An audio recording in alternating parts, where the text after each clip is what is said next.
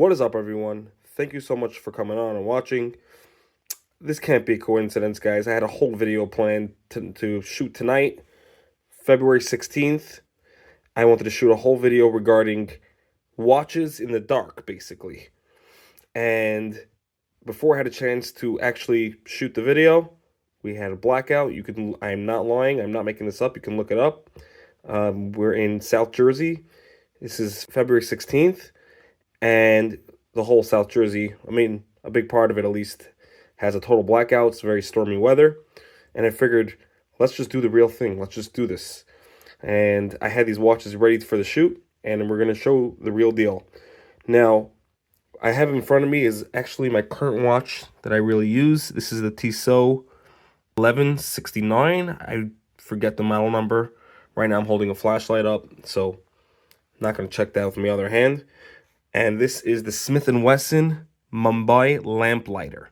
Now, the difference between these are a lot of things, but the main difference is this has a SuperLuminova material in the dial, and this has something called Tritium. Now, if you don't know what that is, SuperLuminova is just a material that sort of projects the light back that it absorbs, meaning it's really just a fancy word for glow in the dark. Once it absorbs light, either in the sun or artificial light, it can illuminate back to you when it's dark for a couple of hours, depending on the product. This, if you look closely in the dials, by the 3, the 6, the 9, and the 12, and on the actual hands, is something called Tritium. It's in a gas-contained container, like a mini tiny container, which has radioactive material in there, and this is supposed to illuminate for much longer than SuperLuminova. So we're going to take this to the test. We're going to leave this here and come back and see which one will stay longer. We'll come back in a couple hours and we'll elaborate on that. If you take a look, you see on the left side is the Tissot SuperLuminova. It's pitch dark here. You cannot see a thing. And I just turned the flashlight off. You can see it's shining pretty nicely, but it's nothing like this. Look at this. Again, in less dark, this would probably light up better.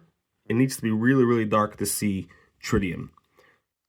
So right now, that's the Tissot SuperLuminova, and that is the Smith & Wesson Lamplighter.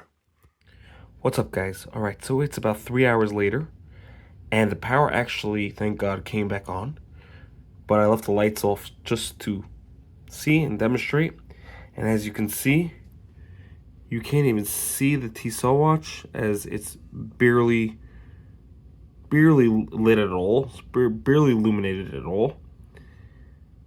But the Tritium is going strong. That is unbelievable.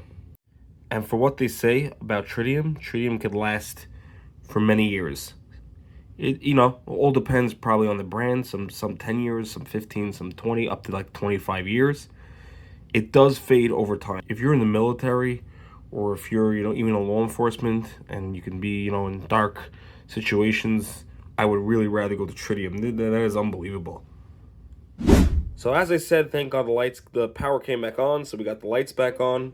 And here's a closer look at the watches with the lights on. If I were in a situation where I must have illuminated watch, I obviously would go with Tritium. So thank you so much for watching. Please subscribe if you haven't yet. We'll see you in the next one.